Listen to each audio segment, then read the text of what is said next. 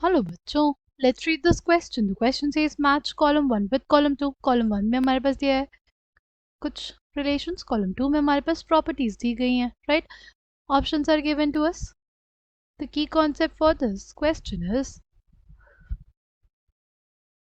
periodic classification of elements. Periodic classification of elements. यहाँ पे हम लोग डिस्कस करेंगे पीरियोडिक प्रॉपर्टीज के बारे में, राइट? सबसे पहली जो प्रॉपर्टी हम लोग डिस्कस करेंगे वो हो जाएगी साइज, राइट? अगर हम लोग बात करें पोटाशियम और कैल्शियम में, पोटाशियम और कैल्शियम में किसका साइज बड़ा होता है? हमारे पास पोटाशियम का साइज बड़ा होता है कैल्शियम से। ऐसा क्यों? सी, पोटाशियम से जब कैल्शियम की तरफ जाते हैं एक इलेक्ट्रॉन का एडिशन होता है, एक इलेक्ट्रॉन के एडिशन के साथ साथ एक प्रोटॉन का भी एडिशन होता है। प्रोटॉन का एडिशन होगा तो न्यूक्लियस क्या हो जाएगा? हमारे पास ज़्यादा पावरफुल हो जाएगा। न्यूक्लियस ज़्यादा पावरफुल हो जाएगा, न्यूक्लियर चार्ज बढ़ जाएगा, न्यूक्लियर चार्ज बढ़ जाएगा तो साइज डिक्रीज हो जाएगा, राइट? तो एटॉमिक रेडियस किसका ज़्यादा होगा? एटॉमिक रेडियस हमारे पास ज़्यादा होगा पोटाशियम का, ठीक? इसलिए हमारे पास ए का एस हमारे पास करेक्ट हो जाएगा, ठीक? फिर अगर बात करते हैं नेक्स्ट सल्फर और सिलेनियम में, सल्फर और सिलेनियम की बात करें तो सिलेनियम का जो साइज होता है वो ज़्यादा बड़ा होता है सल्फर से, राइट? क्यों? क्यों बड़ा होता है? वो इसलिए बड़ा होता है क्योंकि हमारे पास सिलेनियम में एक एक्स्ट्रा और शेल का एडिशन होता है, राइट? एक एक्स्ट्रा शेल का एडिशन होता है, ठीक? अगर बात करते हैं सीजियम एंड रुबीडियम की, सीजियम एंड रुबीडियम जो है वो हमारे पास सेम ग्रुप में होते हैं, राइट? वो सेम ग्रुप में होते हैं और सीजियम का जो साइज होता है बड़ा होता है। क्यों होता है बड़ा? Due to addition of extra shell, right? अगर नेक्स्ट बात करते हैं क्लोरीन और फ्लोरीन में, क्लोरीन और फ्लोरीन में क्लोरीन का साइज ज़्यादा बड़ा होता है फ्लोरीन से, राइट? क्लोरीन का जो साइज होता है वो हमारे पास ज़्यादा बड़ा होता है फ्लोरीन से, right? When it comes to the covalent radius. Now फिर हमको देखना होगा नेक्स्ट प्रॉपर्टी, वो होगी आयनाइजेशन एनर्जी। नेक्स्ट प्रॉपर्टी जो हम लोग देखेंगे वो हो जाएगी क्या?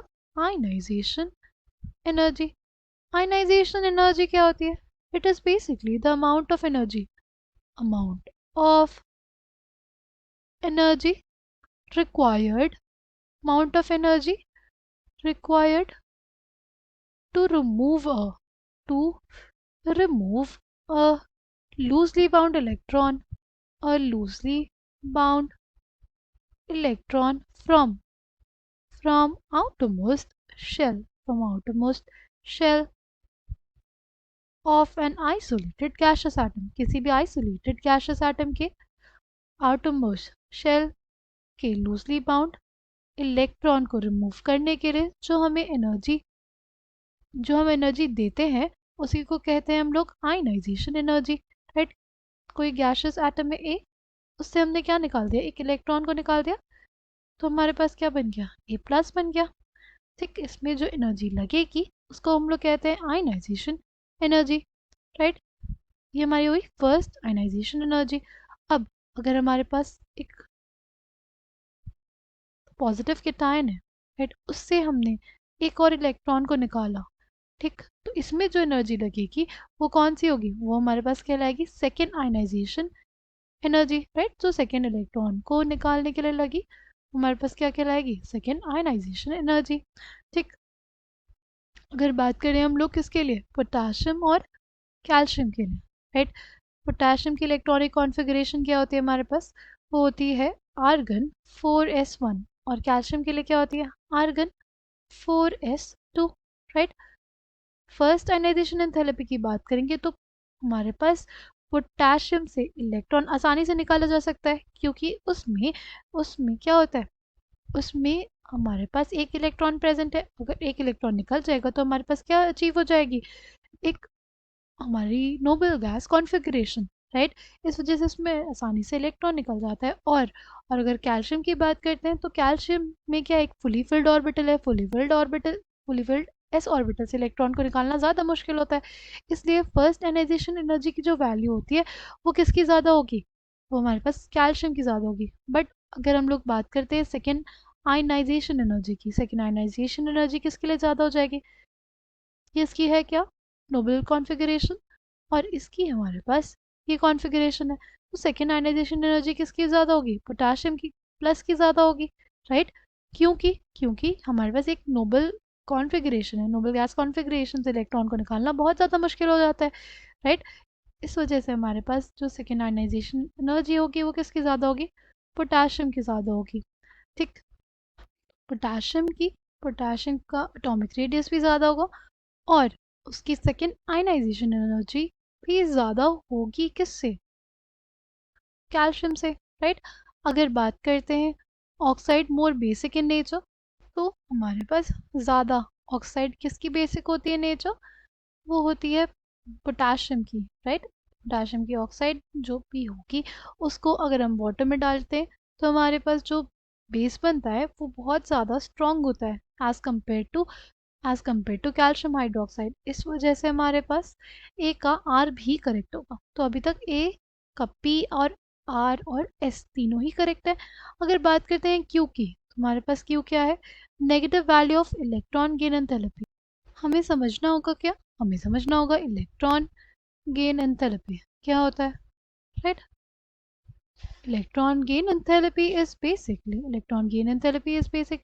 all the enthalpy changes which take place change which take which takes place when an electron is added to electron is added to an isolated gaseous atom, to an isolated gaseous atom, किसी भी isolated gaseous atom में जब भी electron का addition होता है तो जो भी एंथैल्पी चेंजेस होते हैं वही कहलाती है इलेक्ट्रॉन गेन एंथैल्पी, राइट। जैसे हमारे पास ए गैशियस है उसमें इलेक्ट्रॉन का एडिशन होगा तो क्या बनेगा, ए माइनस गैशियस बनेगा, राइट।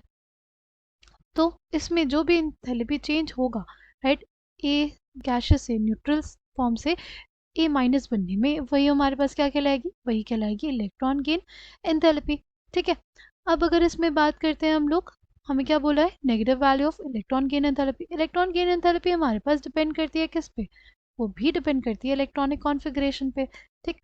जैसे हमारे पास पोटाशियम है, पोटाशियम की इलेक्ट्रॉनिक कॉन्फ़िगरेशन क्या है, पोटाशियम की इलेक्ट्रॉनिक कॉन्फ़िगरेशन हमारे पास होती है आर्गन 4s1, राइट। और कैल्शियम की क्या होती है, कैल्शियम की होती है आर्गन 4s2, राइट। ये ऑलरेडी क्या है, एक फुली फिल्ड कॉन्फ़िगरेशन है इसमें, राइट। ये हमारे पास क्या है, फुली फिल्ड कॉन्फ़िगरेशन है। इस वजह से इसमें इलेक्ट्रॉन का एडिशन उतना रेडिली नहीं होता, बट इसमें इलेक्ट्रॉन का एडिशन ज़्यादा रेडिली होगा क्योंकि इसमें 4s1 है और एक इलेक्ट्रॉन का एडिशन हो जाएगा तो क्या होगा, तो इसमें हमारे पास इलेक्ट्रॉन की पेयरिंग हो जाएगी, फुली फिल्ड कॉन्फ़िगरेशन बन जाएगी। इस वजह से इसमें जो इलेक्ट्रॉन की एंथैल्पी रिलीज होती है या हमारे पास जो एंथैल्पी रिलीज होती है इसके केस में वो ज़्यादा होती है, ज़्यादा नेगेटिव होती है as compare to calcium, right. इसमें इलेक्ट्रॉन जब ऐड होता है तो जो हमारे पास एंथैल्पी रिलीज होगी वो ज़्यादा नेगेटिव होगी एज कम्पेयर टू कैल्शियम। इस वजह से हमारे पास इसके लिए हमारा क्यू भी करेक्ट है, तो ए के लिए पी क्यू आर एस तीनों ही करेक्ट है, ठीक है। अगर बात करते हैं सल्फर और सिलेनियम की, सल्फर और सिलेनियम के लिए अगर बात करते हैं हम इलेक्ट्रॉन गेन एंथैल्पी की, तो सल्फर की इलेक्ट्रॉन गेन एंथैल्पी सिलेनियम से ज़्यादा होती है और उसका रीज़न क्या होता है, उसका रीज़न होता है सल्फर का साइज़, राइट। सिलेनियम का जो साइज़ है, राइट, जो सिलेनियम का साइज़ है वो क्या है, वो बहुत बड़ा है। सिलेनियम का जो साइज़ है हमारे पास क्या है, वो बहुत ही बड़ा है, ठीक है। और सल्फर का जो साइज़ है वो हमारे पास उससे छोटा है, राइट। अगर इसमें इलेक्ट्रॉन का एडिशन होगा, राइट, इलेक्ट्रॉन का एडिशन होता है तो जो न्यूक्लियस है वो उतने इफेक्टिवली उस इलेक्ट्रॉन को अट्रैक्ट नहीं करता है, राइट। हमारे पास जो एंथैल्पी रिलीज होती है इलेक्ट्रॉन की एंथैल्पी वो क्यों होती है, क्योंकि हमारे पास न्यूक्लियस और ये जो इनकमिंग इलेक्ट्रॉन है उनके बीच में फोर्स ऑफ अट्रैक्शन लगता है, उसकी वजह से हमारे पास जो इलेक्ट्रोस्टैटिक फोर्स ऑफ अट्रैक्शन लगता है उसकी वजह से एनर्जी रिलीज होती है। बट अगर अगर बहुत दूर होगा हमारे पास इलेक्ट्रॉन का एडिशन, राइट, इलेक्ट्रॉन का एडिशन किसी बहुत दूर वाली शेल में होगा तो हमारे पास उतना इफेक्टिवली हमारे पास इन दोनों का इंटरेक्शन नहीं होगा। अगर इंटरेक्शन नहीं होगा तो एंथैल्पी जो रिलीज होगी वो कम होती है, राइट। सिलेनियम के केस में जो एंथैल्पी इलेक्ट्रॉन गेन एंथैल्पी होती है वो लेस नेगेटिव होती है as compare to sulphur. Sulphur में इलेक्ट्रॉन का एडिशन होता है तो हमारे पास high amount of energy release होती है, बस बी का क्यू करेक्ट हो जाएगा, राइट। अगर बात करते हैं oxide more basic in nature, किसकी ऑक्साइड ज़्यादा बेसिक होती है? सिलीनियम की जो ऑक्साइड होती है वो ज़्यादा बेसिक इन नेचर होती है as compare to sulphur, right. Sulphur की जो ऑक्साइड होती है वो ज़्यादा एसिडिक इन नेचर होती है, राइट। तो हमारे पास इसके लिए हमारे पास आर नहीं करेक्ट होगा। और अगर बात करते हैं सेकेंड आयनाइजेशन एनर्जी की, तो हमारे पास सिलीनियम का साइज़ ज़्यादा बड़ा है, राइट। सिलीनियम का साइज़ अगर बड़ा है तो उससे इलेक्ट्रॉन ज़्यादा आसानी से निकलेंगे, इस वजह से सेकेंड आयनाइजेशन एनर्जी भी हमारे पास किसकी ज़्यादा होगी? सिलीनियम की ज़्यादा होगी, ठीक है। तो हमारे पास ये और ये पी और आर इसके लिए करेक्ट नहीं होंगे, राइट। बी के लिए पी और आर नहीं करेक्ट होगा, बी के लिए क्या करेक्ट होगा? क्यू होगा, ठीक। अगर बात करते हैं सी एस और आर बी के लिए, सीजियम और रुबीडियम के लिए हमारे पास अगर बात करें तो जो हमारे पास रेडियस का ऑर्डर आएगा एटॉमिक रेडियस का, राइट। सीजियम का साइज बड़ा होता है रुबीडियम से, और इसकी जो ऑक्साइड होती है वो ज़्यादा बेसिक इन नेचर होती है। ऐसा क्यों होता है? ऐसा इस वजह से होता है क्योंकि सीजियम जो है वो हमारे पास ज़्यादा रिएक्टिव होता है, राइट। तो सीजियम की ऑक्साइड भी हमारे पास ज़्यादा रिएक्टिव होती है, जल्दी से वाटर से रिएक्ट करके क्या बना लेती है? जो सोडियम हाइड्रोक्साइड बनाती है वो बहुत ज़्यादा बेसिक इन नेचर होता है एज़ कम्पेयर टू रुबीडियम की हाइड्रोक्साइड के, right.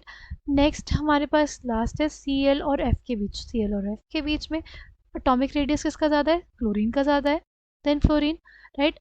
Oxide more basic in nature, ये हम लोग नहीं कह सकते क्योंकि फ्लोरीन की हम लोग ऑक्साइड्स बोलते ही नहीं है, ठीक।